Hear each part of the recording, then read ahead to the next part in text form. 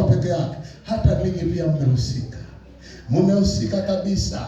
Nyosha tu mkono wako wa kuume. Nyosha mkono wako wa kuume na uiamini mambo haya. Mungu atakutendea muujiza.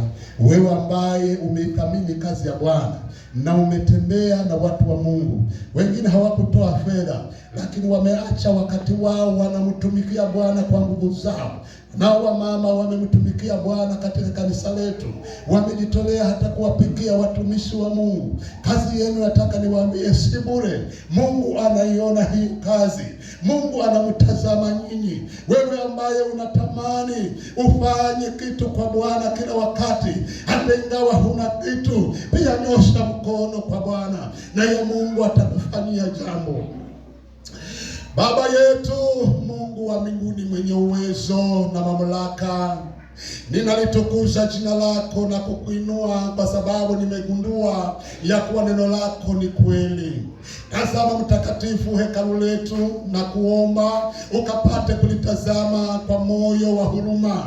Kunao mtakatifu vijana ambao wamesimama na kazi yako mahali hapa. Vijana hao hawako katikati yetu, lakini mtakatifu mioyo yao iko mahali hapa. Kila wiki kuna kitu hutendeka kwa ajili ya kuendeleza huduma katika hekalu lako takatifu, katika michango tofauti tofauti ambayo mtakatifu tumeendeleza kwa bidii. Tumeona mkono wako mtakatifu upitia kwa watu wako hawa. Basi mtakatifu, ninawaombea mema, ninawaombea baraka katika kazi zao Bwana.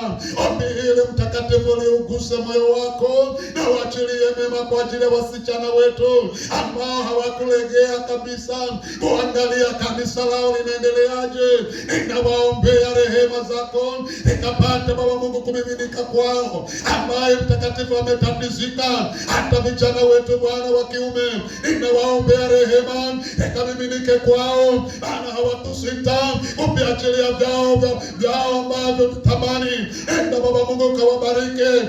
Mtakatifu achilia neema kwa ajili ya maisha yao. Hadi zao ndio kazigeuze. Weka ushuhuda katika maisha yao. Weka ushuhuda katika maisha yao. Ukame usiwapate Bwana, magonjwa yasiwapate Bwana, hata anayewawazia vibaya wasiyapate Bwana, katika jina la Yesu Kristo. Ninawaombea watumishi wako ambao wako mahali hapa, ambao mtakatifu wamejitoa kwa ajili ya kutumika mbele za uso wako Bwana. Wametumia fedha zao, wametumia vitu vyao vya mashamba, wametumia vitu vyao Bwana ambavyo ni vya thamani ili kusudi kukutumikia wewe Bwana. Ninawaombea neema ya kutosha. Hawa mtakatifu wabariki, wasiwe wahitaji hawa, wasiwe ombaomba hawa. Endo kaachilie neema kama ile uliachilia kwa mama Mshunemu, ambaye alikuwa ameamua kukufuata wewe katika matendo, kukusikia wewe unaongea nini. Hata alipoambiwa atoke kwa ajili ya njaa inayokuja, hakusita kwa sababu yeye ni tajiri, hakusita kwa sababu ana shamba kubwa, lakini alikusikia wewe Bwana, na hawa pia wamekusikia wewe Bwana. Bali mtakatifu hapa, mtakatifu ni mahali ambapo moyo wangu umeridhika kuwatamkia mema wa baba, kuwatamkia mema wa mama, kuwatamkia mema vijana, kuwatamkia mema kwa ajili yao. Wengine wamejitoa kwa ajili ya nafsi zao kukutumikia wewe Bwana. Wacha ikawe amani kwao. Unayo maombi maalum ambayo wanayaomba, ambayo kila wakati wanayaomba, ikiwa katika vitanda vyao wanaomba, ikiwa katika vyumba vyao wanaomba, wakiwa katika ibada wanaomba.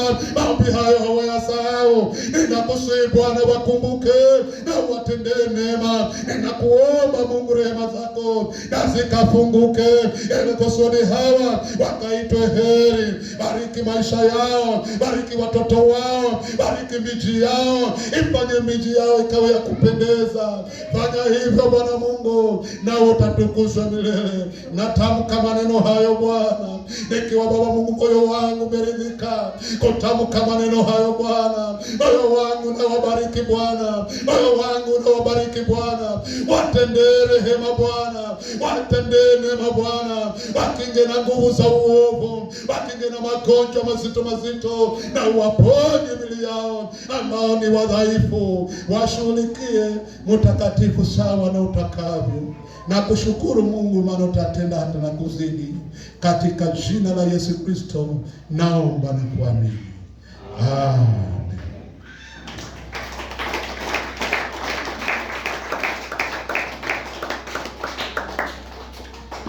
Basi Mungu atubariki sote.